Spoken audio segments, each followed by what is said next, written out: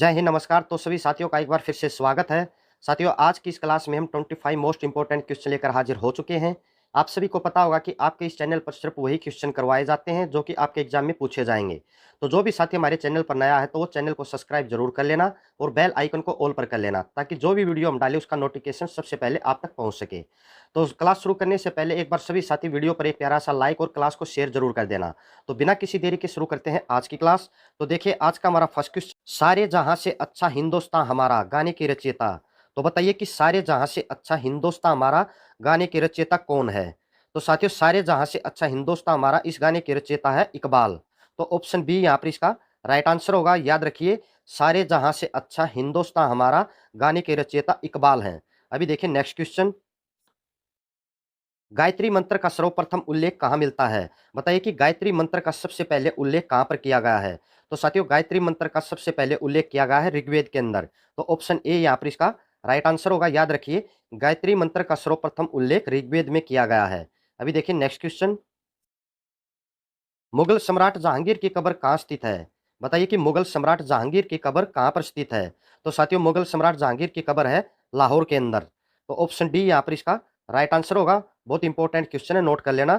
मुगल सम्राट जहांगीर की कब्र लाहौर में स्थित है। साथियों, अगर आप किसी भी क्वेश्चन का पहले से आंसर जानते हो तो उसका आंसर आप कमेंट बॉक्स के अंदर जरूर देना और लास्ट में ईमानदारी के साथ अपना सेफ स्कोर जरूर लिखना। इससे आपको अंदाजा हो जाएगा कि आपकी तैयारी वो कैसी चल रही है। तो अभी देखिए नेक्स्ट क्वेश्चन, किस मुगल सम्राट के शासनकाल को स्वर्णिम युग कहा जाता है।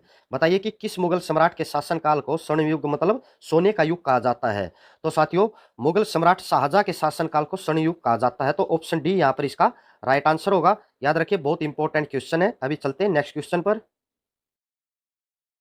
बुलंद दरवाजा निम्नलिखित में से किससे संबंधित है। बताइए कि बुलंद दरवाजा है उसका निर्माण किसने करवाया था, ये किससे संबंधित है। तो साथियों, बुलंद दरवाजे का निर्माण करवाया था अकबर ने। तो ऑप्शन सी यहाँ पर इसका राइट आंसर होगा। याद रखिए, बुलंद दरवाजा अकबर से संबंधित है। अभी देखिए नेक्स्ट क्वेश्चन, किस राज्य में हीराकुंड बांध स्थित है। बहुत इंपॉर्टेंट क्वेश्चन है। बताइए कि भारत के किस राज्य में हीराकुंड बांध स्थित है। तो साथियों, हीराकुंड बांध भारत के उड़ीसा राज्य में स्थित है। तो ऑप्शन बी यहाँ पर इसका राइट आंसर होगा। याद रखिए, उड़ीसा राज्य में हीराकुंड बांध स्थित है। अभी देखिए नेक्स्ट क्वेश्चन, अलमाटी बांध किस नदी पर स्थित है। बताइए कि अलमाटी बांध किस नदी पर स्थित है। तो साथियों, अलमाटी बांध है कृष्णा नदी पर। कहां पर? कृष्णा नदी पर। तो ऑप्शन डी यहाँ पर इसका राइट आंसर होगा। याद रखिए, अलमाटी बांध कृष्णा नदी पर स्थित है। अभी देखिए नेक्स्ट, तिब्बत के पठार की रीढ़ किस श्रेणी को कहा जाता है। बताइए कि तिब्बत के पठार की रीढ़ किस श्रेणी को कहा जाता है। तो साथियों, तिब्बत के पठार की जो रीढ़ है वो कौन सी श्रेणी को कहा जाता है। तो वो कहा जाता है कराकोरम को। तो ऑप्शन डी यहाँ पर इसका राइट आंसर होगा। याद रखिए, तिब्बत के पठार की रीढ़ कराकोरम श्रेणी को कहा जाता है। अभी चलते हैं नेक्स्ट क्वेश्चन पर, किस वास्तुकार ने चंडीगढ़ शहर का नक्शा बनाया था। बताइए कि चंडीगढ़ शहर का नक्शा किस वास्तुकार ने बनाया था।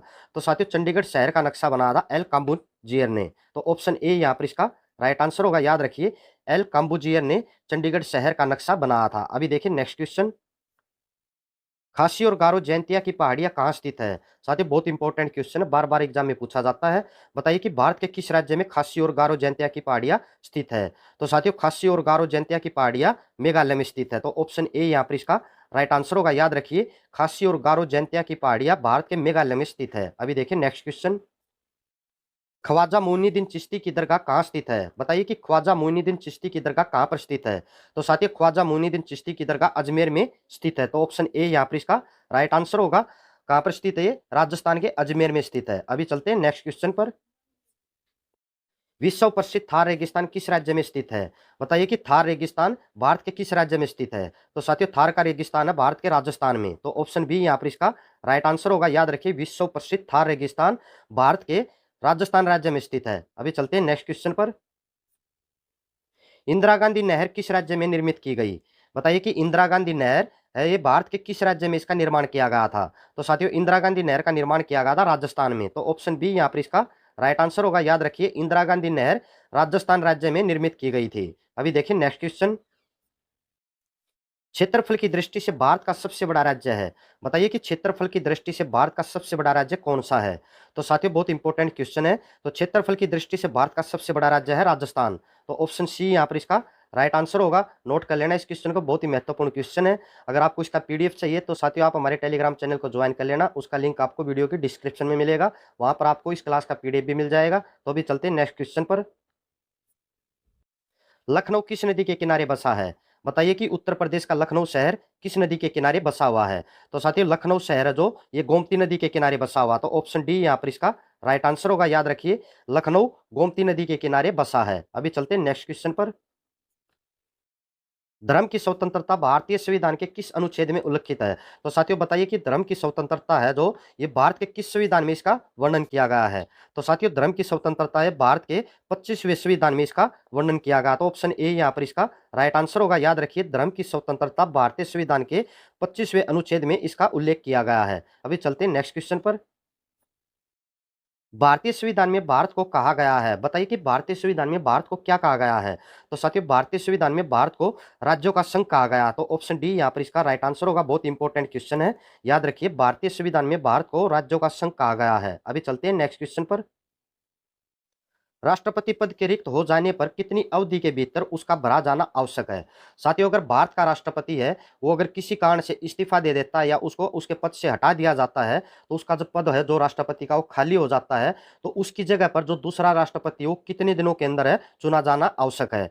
तो साथियों यहाँ पर राष्ट्रपति पद है वो रिक्त हो जाने पर 6 माह के भीतर है जो उसके पद को भरना आवश्यक है, यानी कि दूसरा राष्ट्रपति है जो नियुक्त करना आवश्यक है। तो ऑप्शन डी यहाँ पर इसका राइट आंसर होगा। याद रखिए राष्ट्रपति पद के रिक्त हो जाने पर 6 माह की अवधि के भीतर उसका भरा जाना आवश्यक है। बहुत इंपॉर्टेंट क्वेश्चन है, नोट कर लेना सभी, काफी बार एग्जाम में पूछा गया है। तो अभी चलते हैं नेक्स्ट क्वेश्चन पर।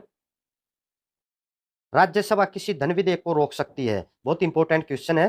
तो साथियों राज्यसभा है वो किसी भी धन विधेयक को कितने दिनों तक रोक सकती है? तो साथियों राज्यसभा जो वो किसी भी धन विधेयक को 14 दिनों तक रोक सकती है, तो ऑप्शन बी यहाँ पर इसका राइट आंसर होगा। याद रखिए राज्यसभा किसी धन विधेयक को 14 दिन तक रोक सकती है। बहुत इंपॉर्टेंट क्वेश्चन है, नोट कर लेना इसको भी। अभी देखिए नेक्स्ट क्वेश्चन।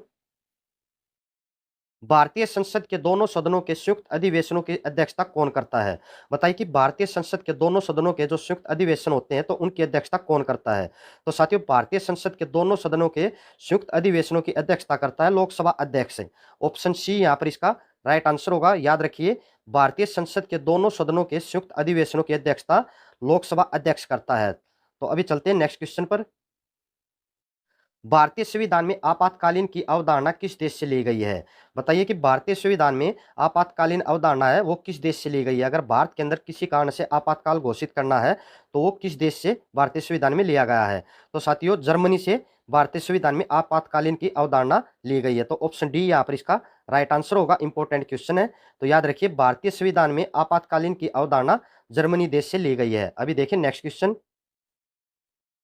राष्ट्रीय विकास परिषद का अध्यक्ष होता है, बताइए कि राष्ट्रीय विकास परिषद का अध्यक्ष कौन होता है?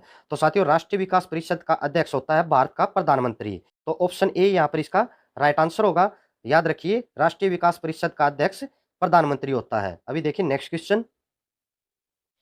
भारतीय संविधान कब अंगीकृत किया गया? बताइए कि भारतीय संविधान ये कब ये तैयार किया गया था? तो साथियों भारतीय संविधान किया गया था 26 नवंबर 1949 को, तो ऑप्शन सी यहाँ पर इसका राइट आंसर होगा। याद रखिए भारतीय संविधान 26 नवंबर 1949 को अंगीकृत यानी कि इसको तैयार कर दिया गया था। तो अभी देखिए नेक्स्ट क्वेश्चन।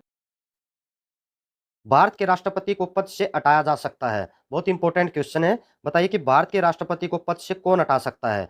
तो साथियों भारत के राष्ट्रपति को पद से हटा सकता है कौन? संसद के द्वारा इसको पद से हटाया जा सकता है, तो ऑप्शन सी यहाँ पर इसका राइट आंसर होगा। याद रखिए भारत के राष्ट्रपति को पद से संसद के द्वारा हटाया जा सकता है। अभी देखिए नेक्स्ट क्वेश्चन।